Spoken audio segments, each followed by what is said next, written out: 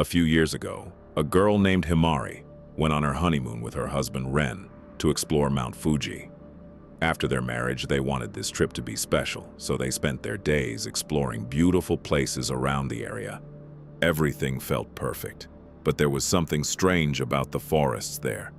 No matter where they went, which hotel they stayed in, or who they talked to, everyone gave them the same warning. You can go anywhere you want, explore anything you like, but never, ever go into the forest. The hotel staff even offered to personally guide them to safe places, but they were very serious about one rule: stay away from the forest. On the last day of their trip, just before returning home, Himari started thinking about all the memories they had made. Suddenly, she suggested something unexpected.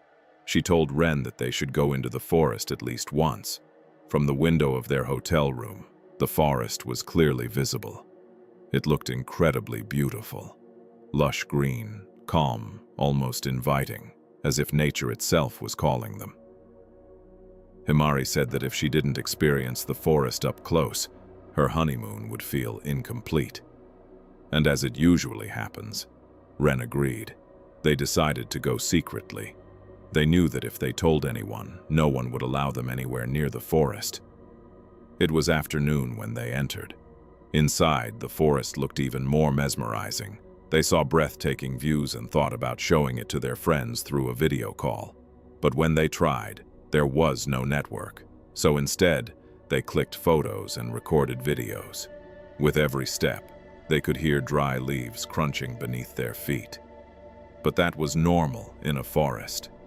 As they walked deeper, something strange happened.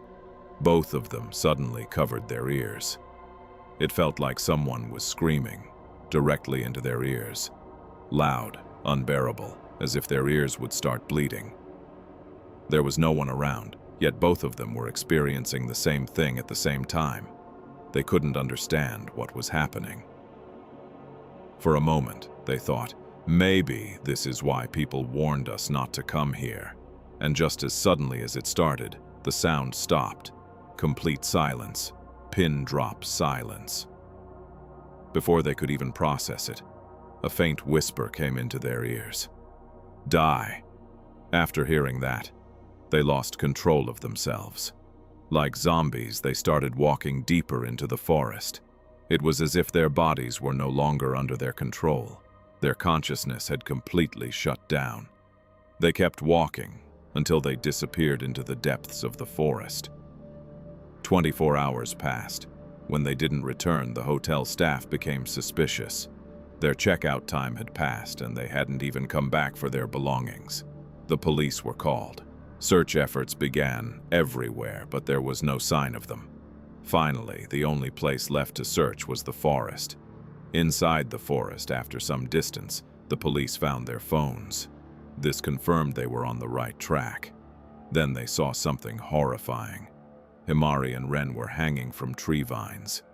The vines had wrapped tightly around their necks, as if the trees themselves had captured them and lifted them into the air.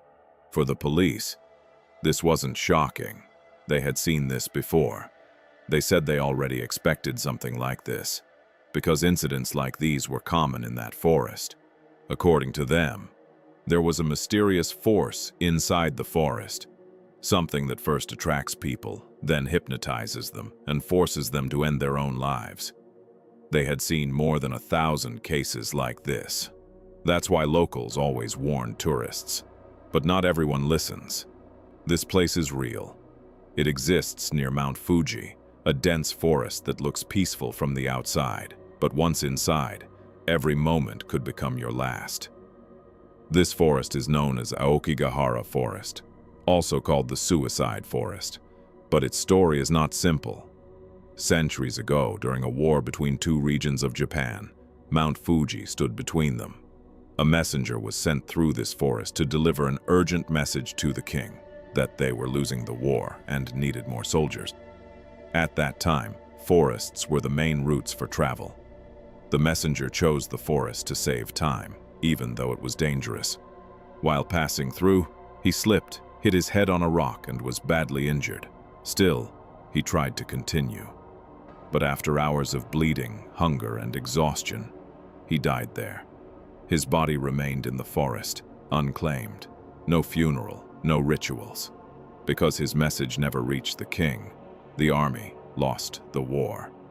The soldiers who died in battle were given proper rights, but the messenger, his soul was left restless. It is believed he became a wandering spirit. Before this messenger even entered the forest, this place already had a dark and disturbing history. People say that anyone who walks into these woods eventually gets lost. No matter how careful you are, no matter how well you know the path, something pulls you deeper. And once you're lost, you don't come back. Many believe that those who died here never truly left. Their spirits still wander, trapped between life and death. And according to local legends, these spirits don't want to be alone. They mislead travelers, they confuse them, trick them, drag them deeper into the forest. So when that messenger slipped, people didn't think it was just an accident. They believed something else was behind it, something unseen, something ancient. Maybe the spirits wanted another soul. Maybe they're trying to grow their numbers, turning this forest into a kingdom of the dead. Of course, these are just old stories, or at least that's what people say. But even then, you have to wonder, who in their right mind would ever choose to go into a forest like this? Why would anyone even go near it? Well, what I'm about to tell you next is something far more disturbing than any ghost story. During the 18th century, a devastating famine struck the country. It was known as the Great Tenmei Famine, and what people did during that time will shake you to your core. A cruel practice called ubasute took place. Families, unable to feed everyone, would leave their elderly or sick members in the forest to die. Their bodies would decay there, without rituals, without closure. Their souls, too, became restless. Gradually, the forest became filled with negative energy. People who entered it felt watched. They began recalling painful memories, feeling extreme sadness and losing control of their actions. Many never returned. In 1960, a novel was published that romanticized the idea of dying together in this forest. Young couples, influenced by it, began coming here. Later, during Japan's financial crisis in the 1990s, many people who lost everything started coming here as well. A book even described this forest as the perfect place to die, and people believed it. Over time, the forest became a symbol of death. Even criminals started using it, taking advantage of its reputation, knowing that incidents there would not be deeply investigated. Today, the forest still exists.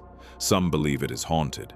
Some believe it is psychological. Some believe it is just tragedy layered over tragedy. What do you think about this forest, its history, and its story? And let me know in the comments. Have you ever been to a place that felt haunted or just unsettling? If you have, how did it feel? If you enjoyed this video, don't forget to like and subscribe, and I'll see you in the next mind-blowing video.